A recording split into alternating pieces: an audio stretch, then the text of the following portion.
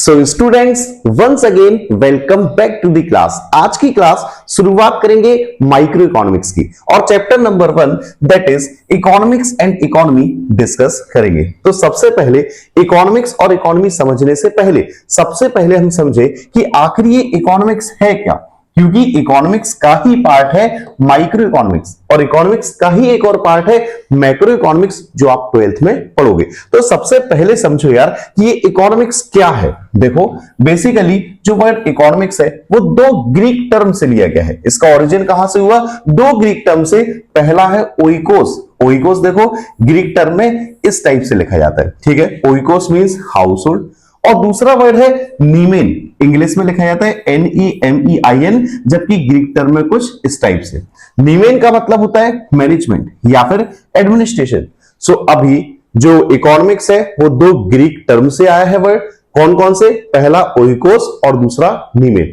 Oikos का मतलब house hold, नीमेन का मतलब मैनेजमेंट। और अगर इन दोनों शब्दों को हम मिला दें ओइकोस प्लस नीमेन को तो ये बन जाता है ओइकोनोमिया, ठीक है। और ओइकोनोमिया का मतलब होता है management of house hold. Overall अगर ग्रीक टर्म के हिसाब से यानी ओइकोनोमिया के हिसाब से हम समझे तो इकोनॉमिक्स क्या है? मैनेजमेंट ऑफ हाउस होल्ड, यानी हमारे घर का मैनेजमेंट। जनरली हमारे घर का मैनेजमेंट करता कौन है? हमारी माता जी, यानी कि हमारी माँ।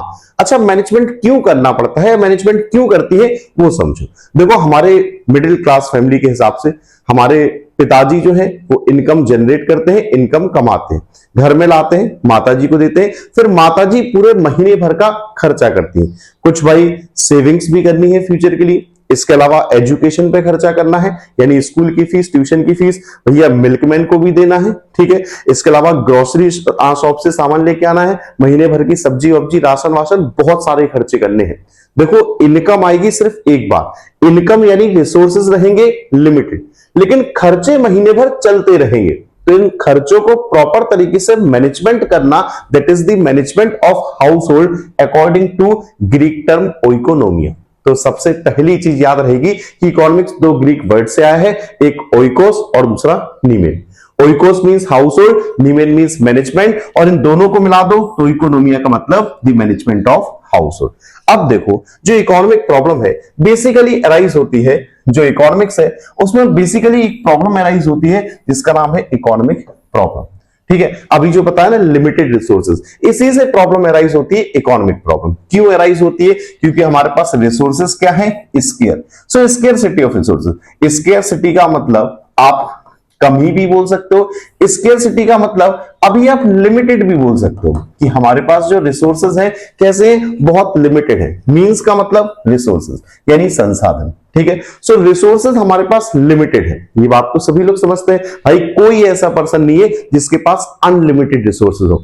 यार एक सनलाइट जरूर हम बोल सकते हैं कि हमारे पास अनलिमिटेड है, जितनी यूज करना है यूज कर लो, वो नॉन रिन्यूएबल सोर्सेज हो गए, ठीक है।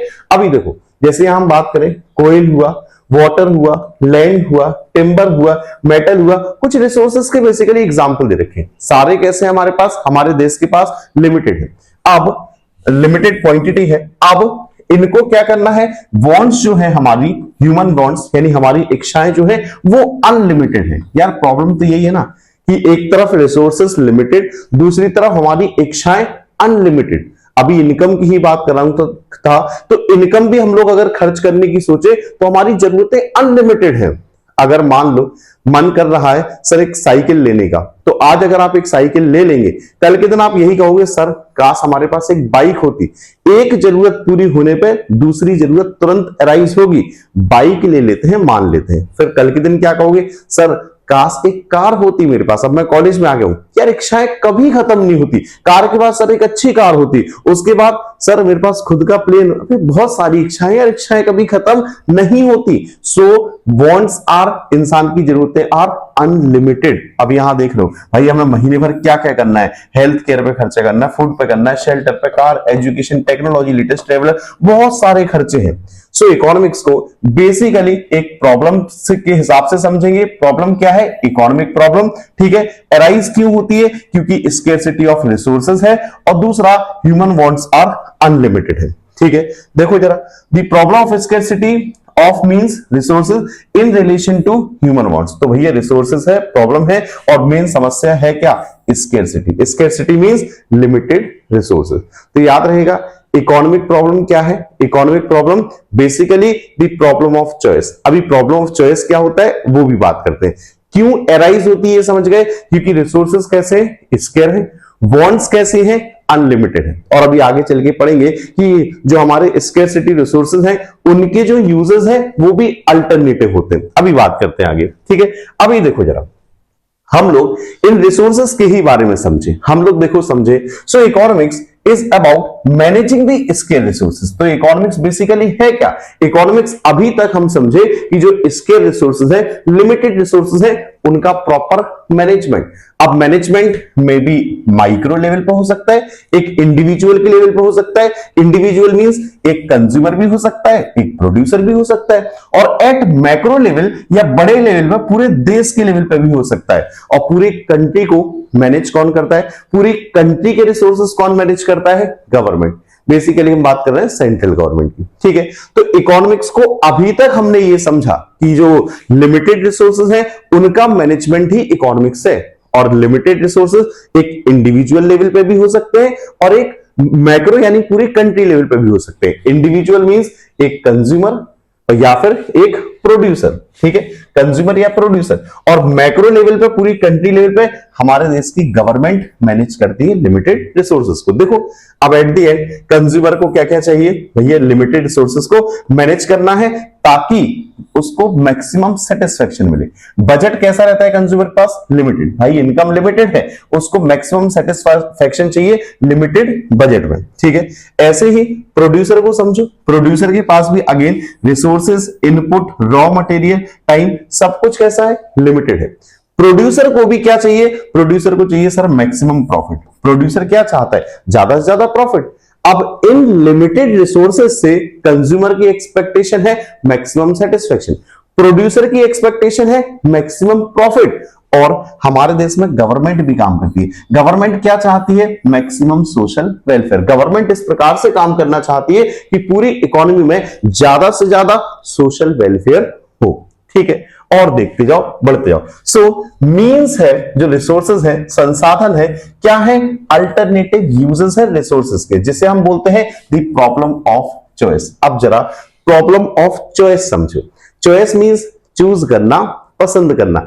इकोनॉमिक प्रॉब्लम से ही प्रॉब्लम अराइज होती है द प्रॉब्लम ऑफ चॉइस। अब प्रॉब्लम ऑफ चॉइस क्या है? देखो हमारे पास लिमिटेड रिसोर्सेज है। मान लेते हैं यार मेरे पास पैसे हैं 500 रुपए है। अब मेरे को उसमें रिचार्ज भी करवाना है, रिचार्ज के अलावा बुक्स भी खरीदनी है, इसके अलावा पेन पेंसिल भी खरीदनी है, कुछ खाने पीने पे भी खर्च करना है। मान लेते हैं 5 अलग अलग प्रकार के खर्चे हैं। बाइक में पेट्रोल भी डलवानी है। पैसे कितने हैं? सिर्फ 500 ही। अब इन 500 रुपए में कितनी बाइक में पेट्रोल डलवाई जाए? मान लेते हैं 100 रुपए की। कितनी कॉपी किताबों पे खर्च किए जाए, कितने पेन पेंसिल पे खर्च किए जाए, कितने का हम रिचार्ज करवाएं, ताकि 500 रुपए में हमें ज्यादा से ज्यादा क्या मिल जाए? सेटिस्फेक्शन। भाई यही तो है मेन यार। और इसी को हम बोलते हैं प्रॉब्लम ऑफ चॉइस, यानी आपने चूज किया कि लिमिटेड रिसोर्सेज को कहां कहां यूटिलाइज करना है। देखो एक माइक्रो लेवल पे समझे। सो माइक्रो लेवल पे एक कंज्यूमर होता है या फिर एक प्रोड्यूसर होता है। अब माइक्रो लेवल पे कंज्यूमर के पास इनकम तो लिमिटेड है, इस लिमिटेड इनकम से उसे कार भी खरीदनी है, कल के दिन घर भी खरीदना है, बाकी अदर गुड्स भी खरीदना है। तो कंज्यूमर अपनी इनकम इस प्रकार से खर्च करेगा कि उसे मैक्सिमम सेटिस्फेक्शन मिलेगा। पहली चीज देखो प्रोड्यूसर है, प्रोड्यूसर के पास वेल्थ अगेन संपत्ति कैसी है? लिमिटेड है। रिसोर्सेज, एसेट्स लिमिटेड है। सो प्रोड्यूसर को भी क्या क्या चाहिए? भाई प्रोड्यूसर गुड्स एंड सर्विसेज का प्रोडक्शन करेगा, मे बी शर्ट का प्रोडक्शन कर सकता है, may be production of shoes भी कर सकता है, अदर गुड्स का भी प्रोडक्शन कर सकता है। देखो प्रोड्यूसर चाहे तो बहुत सारे गुड्स बना सकता है, बनाता क्यों नहीं है? क्योंकि उसके पास भी रिसोर्सेज कैसे हैं? वेल्थ कैसी है? लिमिटेड। तो प्रोड्यूसर चाहता है कि वेल्थ को इस प्रकार से यूटिलाइज किया जाए कि उसके पास मैक्सिमम प्रॉफिट हो, यानी गुड्स भले एक बनाए, 2 बनाए या कितने ही बनाए, उसको ज्यादा से ज्यादा चाहिए प्रॉफिट। देखो कंज्यूमर रिसोर्सेज का इस प्रकार से यूटिलाइजेशन करेगा, मैक्सिमम सेटिस्फेक्शन होगा। प्रोड्यूसर इस प्रकार से यूटिलाइज करेगा, मैक्सिमम प्रॉफिट होगा। अभी थोड़ा सा यार मैक्रो की बात कर ले, ऑल ओवर इकोनॉमी लेवल पे बात कर ले। मैक्रो इकोनॉमिक्स वैसे अभी नहीं पढ़नी, क्लास 12th में पढ़नी है, लेकिन इकोनॉमिक्स वर्ड में इकोनॉमिक्स में माइक्रो भी आती है, मैक्रो भी आती है, तो आपको समझना पड़ेगा। अब देखो कंट्री लेवल पे अगेन हमारे पास रिसोर्सेज लिमिटेड है, तो कुछ कंस्ट्रक्शन ऑफ रोड्स भी बनवा सकते हैं, बेसिकली इंफ्रास्ट्रक्चर भी। गुड्स फॉर द पुअर, गरीबों के लिए, वो आपने राशन की दुकान सुनी है ना, गेहूं चावल ये सब फ्री में या सरकार बहुत कम प्राइसेस पर प्रोवाइड करती है, ठीक है। तो सरकार को भैया रोड, डैम, बिल्डिंग, आपके इंफ्रास्ट्रक्चर भी बनाना है, गरीबों को गुड्स भी प्रोवाइड करना है, तो गवर्नमेंट को लिमिटेड रिसोर्सेज में ही क्या करना है, ज्यादा से ज्यादा मैक्सिमाइज सोशल वेलफेयर। तो सरकार चाहती है ज्यादा से ज्यादा सोशल वेलफेयर हो। अब यहां से इस स्लाइड से तीन बातें तो क्लियर है। कंज्यूमर को क्या चाहिए, सेटिस्फेक्शन। प्रोड्यूसर को क्या चाहिए, प्रॉफिट्स।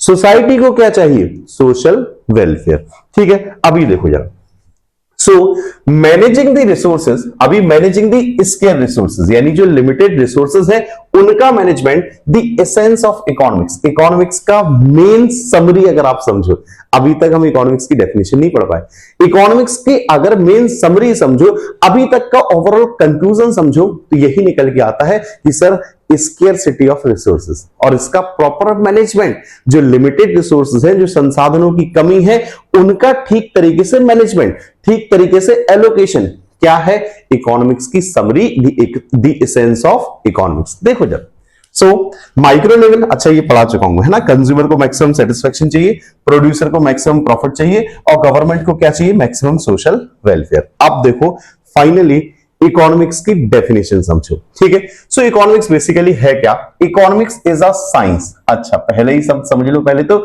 इकोनॉमिक्स बेसिकली है क्या है, साइंस है।